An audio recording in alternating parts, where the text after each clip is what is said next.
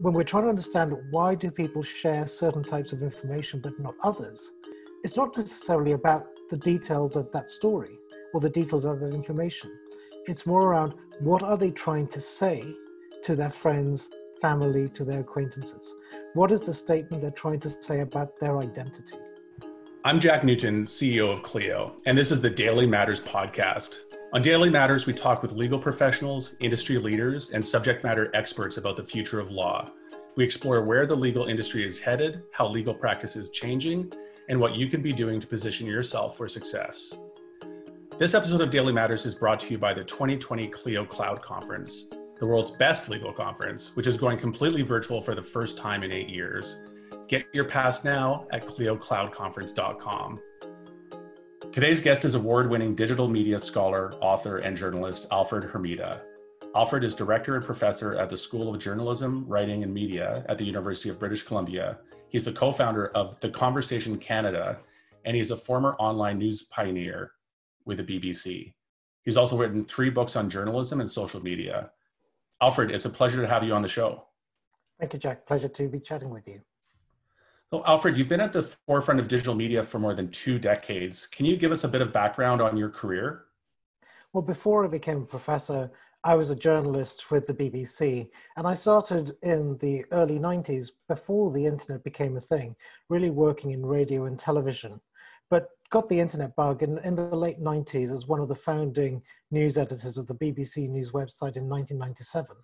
And for me, going online was a real revelation, because after having worked in radio and television, online offered all these possibilities, different ways of telling stories, combining images, combining sound, combining video, but also being able to get feedback from your audience, being able to ask them, we've written a news story, what do you think of it? Or this event is coming up, what questions do you have? And it's sort of that interaction with the audience, getting to be able to move away from the sort of the one-way street of traditional journalism, traditional media, into much more of an interactive medium that really excites me about online and the way online has developed since then, since the early 90s. And you've written 3 books on this and other topics, Alfred. Can you tell us about your most recent book, which dives into the concept of data journalism? Tell us a bit more about that. Yeah, what I've sought to look is really explore this idea of a media space where journalists, media producers like yourselves, we share it with the audience. You know, the audience has the ability to do a podcast much as the way that you can. Everybody can do this. And looking at how do we as media producers work with those audiences. My most recent book is about data journalism and the regeneration of news. It's co-written with my UBC colleague, Lynn Young. And for that, we studied data journalism as an emerging phenomenon in journalism, as a way of how journalists are trying to tell better stories, more accurate stories, more factual stories using data, and really think of different ways that we can show the audience complex storytellings. As you know, a picture is worth 1,000 words. A data visualization, a graph you can look at and see the story can have more impact than 1,000 words trying to explain that story. So we interviewed data journalists in the US. We interviewed just about every data journalist in Canada to see how they're working. And what was interesting there is you find that the journalists working in data are sort of working as little entrepreneurs within their media organizations, because they're working in broadcast or they're working in print, but they're trying to find new ways of telling stories and ways of telling stories that the audience can understand, really make complexity much more simple. And that's challenging. We've seen this with COVID-19 and the coronavirus pandemic, where we hear every day about figures of infections, of deaths, of transmissions, and it's complicated. If we look at a graph, we can suddenly see the story. We can see the story, say in British Columbia, with infections over the last 6 months. We saw what they were like in March, we see what they're like now, and we can see that they're going up. A graph tells us that. We don't need somebody to explain it in 1,000 words. And I think that's the power of using data combined with visualizations and interactivity online to be able to help break down complexity and make it more accessible to audiences. Can you give us some examples, Alfred, of where you see this being done at a really high level? Are there some some really key moments over the past number of years that you've seen this idea of data journalism manifested in a really concrete way that you can share? Well, we see some of the leading media organizations, such as the New York Times, the BBC, obviously, and even at CBC here in Canada, looking at ways of telling stories using data. And I'll give you an example from the early days of BBC News Online, where this is in the early 2000s. And there was a lot of discussion around energy policy and how to have a greener energy policy and the cost of that. So this is highly technical, involving a mix of wind power, solar power, nuclear power. You can imagine it's the sort of thing that most of us really are not that interested in. We want greener energy, but we don't, the details are so complex. And what the BBC did is they did a little sort of data online game where you would go into this interactive site and you could choose and say, well, if I want greener energy, I'll have more wind power or I will have more green power. And once you made your choices, it would tell you, well, if we do this, your energy bill will go up by this amount, or your energy bill will go this, or it means we need to build more nuclear power stations. So it took all the data that goes into making policy and turned it into a sort of interactive visual game. And of course, once you do it once, you realize, no, I don't want my energy bills to go up. And you'd go back and try it again. And that proved incredibly popular on the BBC News website. And it was a way of taking a really complex policy issue, but something that is crucial to the future of the planet. We're talking about climate change, we're talking about sustainability, we're talking about our energy choices. These are key challenges that we face, but they're incredibly complex. By combining data, visualization, and the interactivity of the web, you can actually take back some of that complexity and put the audience in the driving seat. Say, you make the choices and you realize, and then you can figure out what the consequences are. And it was a way of saying, these policy decisions are challenging, they come at a cost, and every decision we make around green energy has a consequence.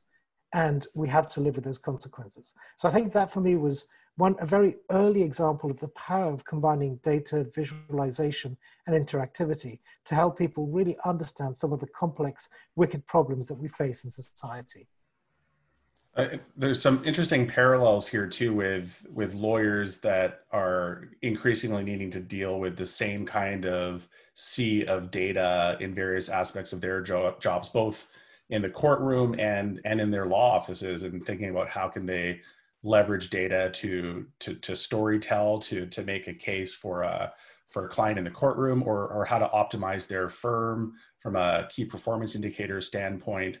And it feels like lawyers that have been trained in lawyering are facing what some of the same challenges journalists that have been trained in being great journalists are facing, which is they may not have the sophistication and the training and how to manage data. And many of us are needing to earn a side degree in statistics and analysis just to do jobs that might have seemed completely decoupled from that 10 or 20 years ago.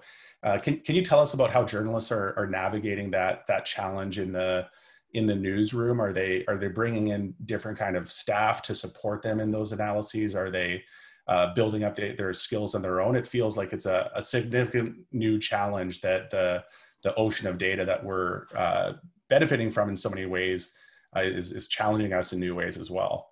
That's a really good point, Jack, because it's a challenge not just in journalism, but in just about every profession. We have more and more data, but that data is only useful if we can make sense of it. And if we can ask the right questions and interview the data in an intelligent way to get intelligent answers. Because we know the whole garbage in, garbage out. So more data doesn't necessarily produce a better result.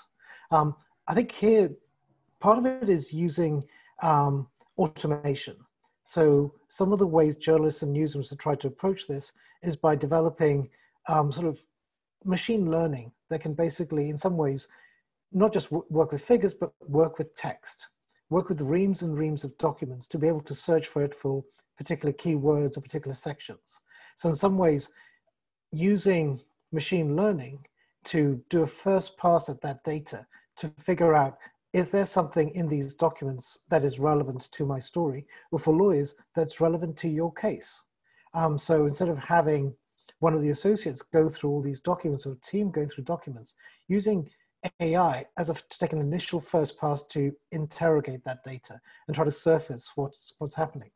The other way journalists are using this, and people like Bloomberg are doing this, the LA Times has been doing this, the Washington Post has been doing this, is using machine learning to look at reports, say, from the police, and to automatically write a news story. Because a report from a police about an incident has specific information, has a location, has a time, has a type of incident, has information about the people involved. And having programs that can basically scrape this structured data, which is what it is, and produce it into a short, concise news story. This is happening in the UK as well with statistical data, where the Press Association, that's the National Journalism Organization, it has a system where every time there's official statistics, it will have its machine write a news story to say the latest statistics say unemployment is up or down. But then they also can write individual stories for each city or for each province. So suddenly, instead of having a journalist get the same data and have 100 journalists write local versions of the story, a machine can take a first pass at writing those local versions of the story. The advantage there is that you as a newsroom will get that story and figure out, oh, this is interesting. Unemployment in Vancouver was way lower than in Burnaby. I wonder why that is. Now, so that the machine has done the work for you. And I think this is where other professions, lawyers, other sectors that use a lot of data can benefit for, using machine learning and algorithmic technology to try to, in a sense, analyze some of that data, bring out some of the details. And when you have data that essentially has geolocated data, you can really bring that out, and it can highlight certain differences between, say, the national figure compared to the local figure. So these are ways that we're trying to make more sense of the data, because more data isn't necessarily better information. More data is just simply more data. Alfred, let's shift gears a little bit and look to your previous book, which was titled Tell Everyone Why We Share and Why It Matters. And this explores a topic we've talked about quite a bit on the podcast here, which is social media and how it's transforming the way we communicate, transforming the way that we form opinions. And as you point out in the book, shifts our notions around what an informed and engaged public is. And we're obviously seeing this today more than ever as we run up to the next US election, and what a major role social media is playing in the COVID-19 discussion. Can you tell us what some of the high-level takeaways are from your book and share those with our listeners? And Tell Everyone, what I was trying to do is take a sort of an overview of how social media has changed what we know and how we know it, and why people react in certain ways on social media. In some ways, social media is so new, it's so young, we're still figuring out how to do it. And what happens, the history of technology, is that the way we think a technology is going to play out isn't necessarily the way it's going to play out. So to understand social media, what I try to get at in the book is not focus on, oh, how does Facebook work or how does Twitter work, but how do we work as humans? Why is it that we do certain things on social media? So for example, when we talk about the debate around fake news, conspiracy theories that are spread on social media, why do they spread on social media? Well, one of it is it's an open platform where hundreds of thousands of people can express themselves and share stuff. But why would somebody share something that isn't true? And I think this is key to understanding how people relate to the media and how people work on social media. And in the book, what I look at is the reasons why we do this. And part of it is human nature. We use social media as a way of expressing who we are, as a way of making an identity statement, as a way of saying what's important to us. So when we're trying to understand why do people share certain types of information but not others, it's not necessarily about the details of that story or the details of that information. It's more around what are they trying to say to their friends, family, to their acquaintances. What is the statement they're trying to say about their identity? And what is it they're trying to say to their circle of friends? This comes back to the question of social capital, political capital, economic capital. when we do something on social media, part of what we're doing is creating social capital.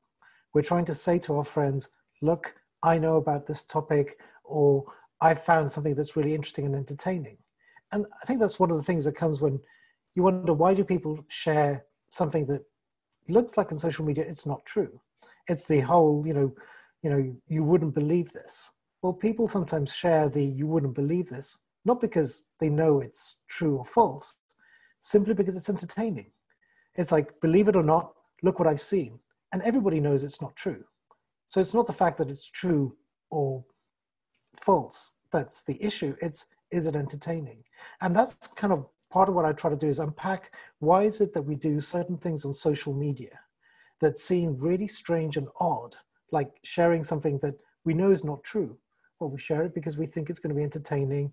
We think it's going to make our friends laugh. We think it's kind of news of the weird. There's all these reasons. And if we don't understand why people share what they share on social media, then we can't tackle things like fake news. We can't tackle things like conspiracies. We need to understand how human nature interacts with this very, very new technology.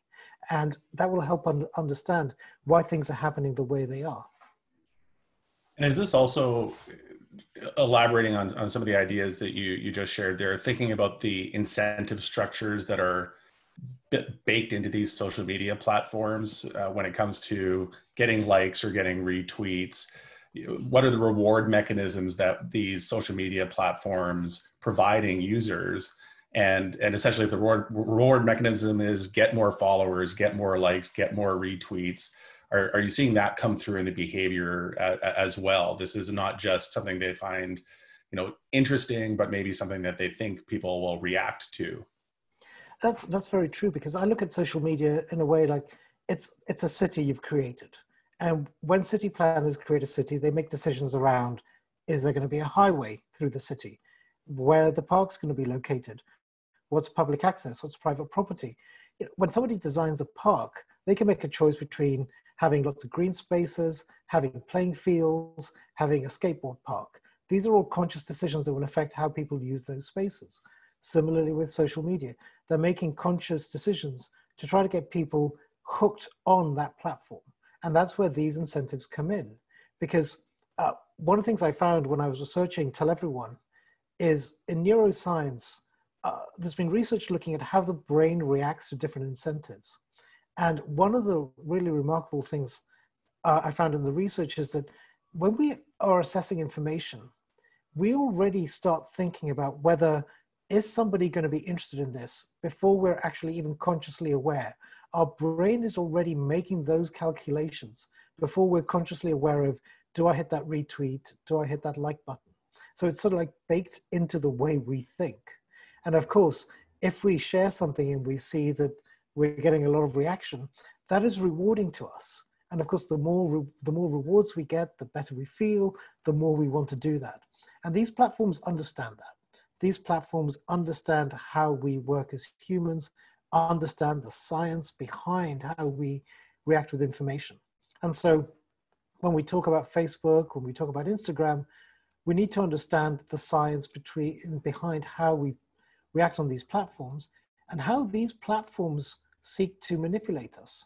Now, I often talk about this in class with my students, and it's often surprising that these are students who are on social media all the time. It's where they live. But when you peel back and you say, well, actually, these platforms have created an environment that rewards certain types of behavior and disencourages other forms of behavior, and in a sense tries to manipulate you to do certain things in a certain way, they're really surprised, because for them it's like, oh, well, I'm just doing this because it's my own free will, rather than saying, no, you're working within really structures of incentives. And Facebook wants you to spend more time on Facebook, wants you to spend more time on liking things, because that gives them more data that they can then sell to their advertisers.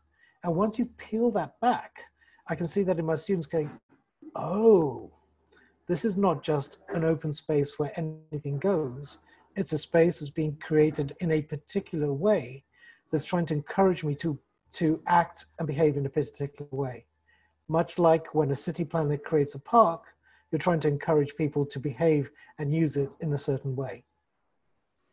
What do you think the dark side of that is, Alfred, when we look at the current landscape and much of the toxicity we see happening on various social media platforms? What underlying reward mechanisms, or as you said, what the frame you use, how's the park been designed in a way that is maybe creating behaviors or creating an environment that might alarm you at some level? I think that's one of the really big questions here. And part of it is understanding that, the logic in social media is not the logic of broadcast media, of print media. It's actually a different type of space. And if we don't understand the rules, if we don't understand the structures, then we can't actually address the issues we have around fake information, conspiracy theories. So if we think about how journalists and politicians and businesses have tried to react when there's fake information about a story or about the businesses, they try to, you try to put a correction, or you say this is not factually true. Well, that's fine, but actually that doesn't work necessarily, because telling somebody that they're wrong doesn't necessarily change their mind. Telling somebody you've done something stupid on social media and everybody can see it is not a way to win them over. So it's really understanding, why would somebody share this? What's the lived experience that to them, this statement by a politician, or this story that, oh, my pizza had flies in it, makes sense to them? It's less whether the pizza had flies in it or not. They're not necessarily sharing because they know it's true or false, but because somehow that resonated with them. Maybe they had a bad experience at a pizza company. Maybe they're just having a bad day. Maybe they think, hey, my friends will find it funny that next time you order a pizza, watch out, there might be flies in it. This is less to do with the veracity of the information and more around how we as humans react to this. And I think that becomes much more challenging, because then we're saying to businesses, we're saying to journalists, it's not about the facts. Facts matter, but you can't just fight misinformation with facts. You need to understand, why is it that people believe this misinformation? And part of this, again, is human nature. It's cognitive dissonance. If you believe something to be true, and I'm trying to say to you, no, you're wrong, what you tend to do is you tend to double down and find a rationale for saying why that is true. And that's really hard to find, because the more I argue with you, the more you'll be entrenched. So the more I tell you you're wrong, the more you'll believe, no, I actually am right, because I have a different way of thinking about this. And people who use social media for nefarious means, political campaigns to try to manipulate the public, businesses who are trying to influence the decisions you make, they understand this. They understand that it's not just about the facts. It's about how we feel about something. It's about how we connect with something. It's about how it relates to the lives we live and how it makes sense to us internally. Alfred, when you look at the changing media landscape, as you've described in your books, you've reacted in a way by co-founding the Conversation Canada. Can you tell us more about this organization, the project, and what you're hoping to achieve with it? Thank you. That was, again, a project with my UBC colleague, Lynn Young. The conversation started out in Australia just over a decade ago. And the idea was saying, well, we have academics who are experts in their areas. They're not so good at public communication. They're not so good at making their ideas accessible to the public. Who is good at communicating with the public? Journalists. It's what we do for a living. Journalists try to make complex ideas accessible to the public. And so the idea is, if we bring together academics and journalists, can we get the best of both worlds? So with the conversation, all the articles, news analysis, commentary, explainers are written by academics. So we get the benefit of their expertise, but they're mentored and edited by professional journalists. So then you get the best of journalism in terms of making those ideas far more accessible to the public. We founded this in 2017. It's funded by universities, but operates as an independent news organization. We have a team of journalists based in Toronto on this. I'm on the board of directors, but I get no pay for this. We did this as an intervention, as a way of saying, you know, Canada needs more high quality expert journalism. Academics have that expertise. Journalists have the ability to bring that expertise to the public. Can we do this in Canada? And that was our motivation behind the Conversation Canada, to try to make more high quality news analysis, commentary, explainers available to the Canadian media landscape. And the model here is, it's a non-profit model. So everything published is available for anybody to publish for free. It's all under Creative Commons. And what that means is, if an academic writes for the Conversation, it could get picked up by the National Post, it could get picked up by CBC, it could get picked up by the Washington Post, it could get picked up across the world. And that's really powerful, because then an academic who's at UBC here in Vancouver, at the University of Toronto, University of Winnipeg, could suddenly see their work getting an international audience. And that's great for that academic, it's great for journalism, and it's great for Canada. So this seems like an interesting way that journalism is evolving. In one way, there's obviously a litany of ways that journalism has changed radically in the last 10 years. Can you tell us what you see as some of the most important adaptations that journalism is going through, and what you might see the next 5 years looking like as we continue to see this evolution to online, the evolution toward data-driven journalism, and as you're pointing out in our previous conversation, maybe more academically rigorous journalism as well? I think the really big change is that basically journalists now share the media with everybody. You know, it's shared with businesses, it's shared with publics, it's shared with interest groups in a way that really we've never seen before. So, you know, a business could always put out their own little pamphlet and newsletter, but they couldn't get the circulation or distribution and amplification that they could do, or reach people interested in that particular issue. Now, through the internet and particularly social media, what that means is you can actually reach a group of people interested in your topic, regardless of geography, regardless of time zone, regardless of the country you're in. This is remarkably powerful. So journalists are now sharing the media space with a whole bunch of different voices. And sometimes that has negative effects, because we've seen a lot more conspiracy theories, toxic posts around women, particularly prominent women in politics or in business. But it could also mean things like Black Lives Matter and things like the Me Too movement, who can raise issues that the media is not paying attention to, that politicians are ignoring, that businesses are turning a blind eye to, that lawyers are kind of know it's there, but it doesn't really become a key issue because the public isn't demanding that a company address this particular issue. And I think that's one of the big changes we've seen with the internet and social media, is the idea of the media as a contested space. It's contested with different voices. Of course, institutions still have tremendous power.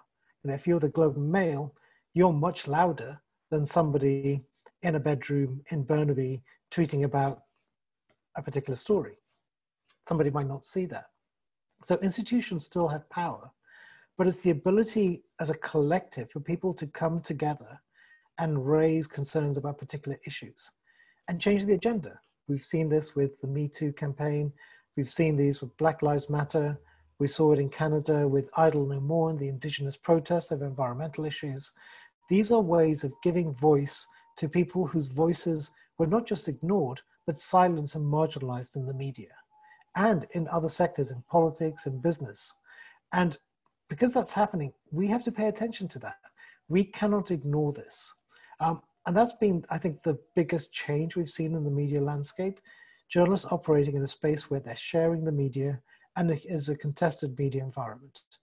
You're no longer, as a journalist, this abstract voice of authority. You can't just say, I'm a journalist, trust me. I have to earn that trust. I have to be ready to be open to you. I have to be ready to be accountable. I have to be transparent about what I do. It's a different way of working, but I think these are all positive factors not just in journalism, but also across other professions. Alfred, I'm curious on what your perspective would be on what seem to be two trends that are at odds with one another. On one hand, we see this rise of data journalism, and we see news stories better supported by data that you would hope is objective and maybe helps neutralize a story and make it seem more fact-based and less political or less partisan.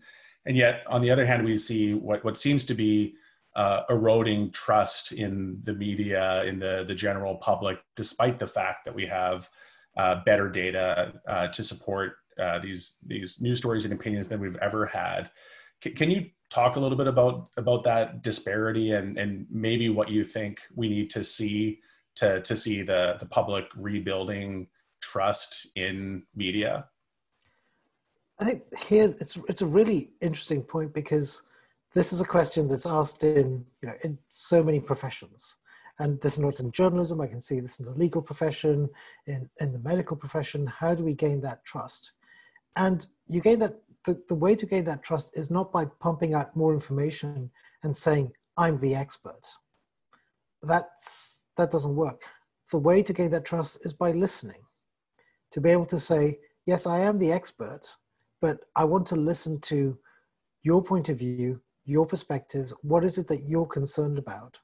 When we look at, say, with COVID-19, so social distancing, wearing masks, why is it that you're so opposed to wearing a mask when we know the science tells us wearing masks helps keep transmission rates down? So telling somebody they're wrong, they should wear a mask, and saying, I'm an expert, I know I'm better than you, is not going to work.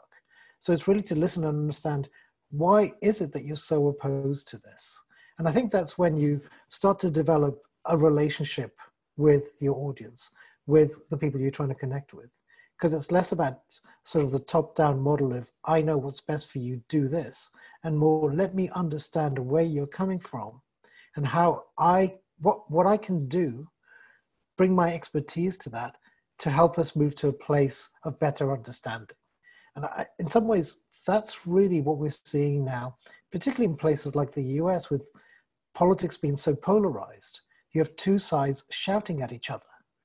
Neither side is trying to understand each other and saying, well, why is it that you say this? Why is it that this is so important to you? So if we have more listening, we can have more understanding, and that can serve as a basis to rebuild that trust. It seems like the root problem here is that listening's not happening, though. It seems like there's just foundational unwillingness to listen to different perspectives. Well, and it's hard because the media system makes it very hard for us to talk at each other all the time, and much harder for us to listen to each other. So in some ways, we've gone from a media system, a traditional media system of broadcast and print that was very much broadcasting and talking to people, to a system of social media that in theory would be more collaborative and more listening, but becomes much more of a platform to talk at other people and less of the listening. It's one of the things really we don't talk about with social media a lot. We talk a lot about who's posted something, what's been the reaction to it, but it's much harder to say, well, who's listening to these messages? Who's reacting to them? It's much harder to see because we don't know if somebody saw a post unless they liked it or recommended it. But if they simply read it, clicked on the link and thought this is important and told their friends, we don't know that's happened. And so the listening aspect is much, much harder.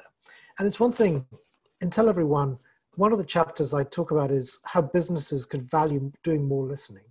So when there's a crisis now, and of course for a business and it explodes on social media, sending out your press release saying, yes, we know, we're looking into it, we'll be back with more in 3 months after investigation, doesn't work because it doesn't show you're listening.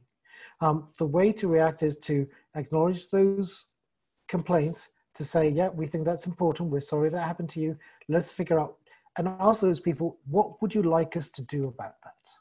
And there was a case a few years ago when one of the big mobile operators had a major outage for about 24 hours.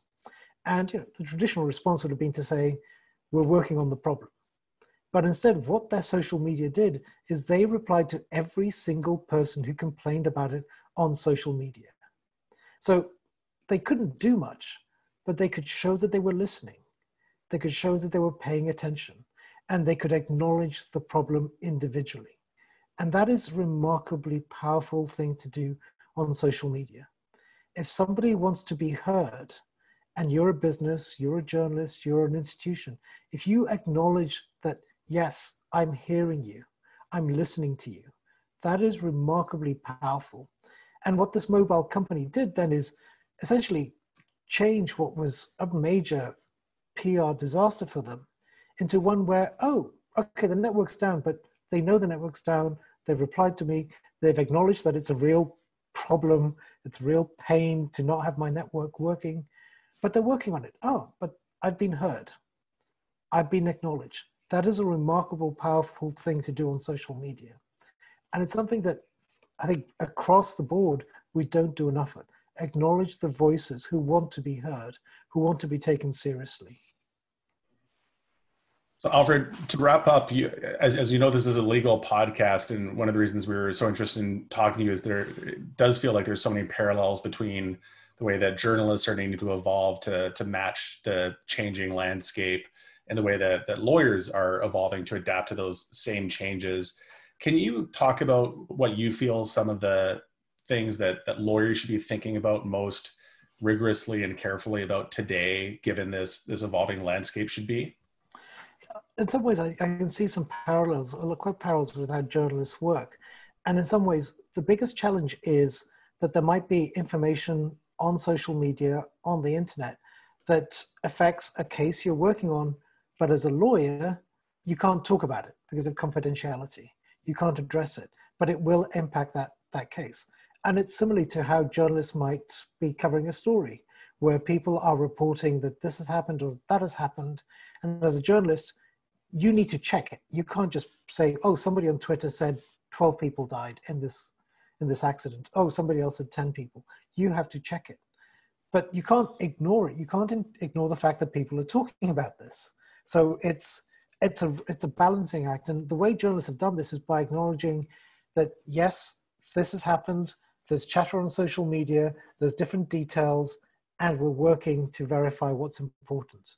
And I can see similar issues coming up for lawyers here where people might be talking about a case, say releasing somebody's name on social media, what we've seen happening, or certain details coming through that you can't talk about.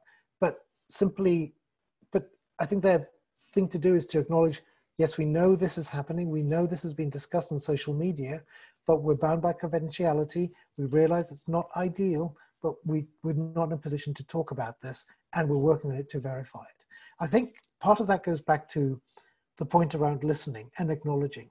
If we acknowledge that this is happening, then people feel heard, as opposed to pretending that, oh, the name of somebody involved in this case isn't circulating on social media. We'll just pretend we didn't see that and carry on as normal. If we acknowledge we know that's happening, but explain we can't really say more than that, I think that will go some way towards building that understanding and building that sense of trust. And I can see that for lawyers in particular, this is really challenging, especially when we're dealing with, of course, social media being a global phenomenon.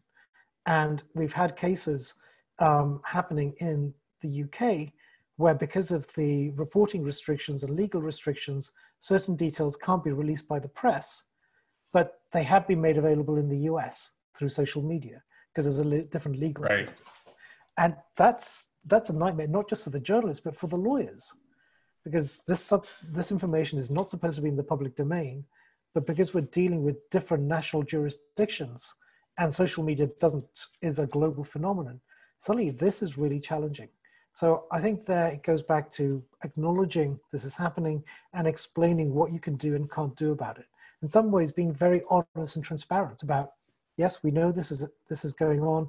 We're bound by confidentiality. We wish we could say more, but this is where we're at, and we have to respect the rules of the system and country that we're in. Well, Alfred, it's been a super insightful and enlightening conversation. So interesting to hear some of the ways that we're seeing the challenges lawyers are facing, parallel some of the challenges journalists are facing. Really appreciate you joining us today. Thank you. It's been a pleasure. Lovely to chat with you, Jack. Thanks for joining us on Daily Matters, a podcast from Clio. Rate and review wherever you get your podcasts and subscribe so that you never miss an episode. Daily Matters is produced by Andrew Booth, Sam Rosenthal, and Derek Boland, and hosted by yours truly, Jack Newton. Thanks also to Clio, the world's leading cloud-based legal technology provider, for supporting this podcast.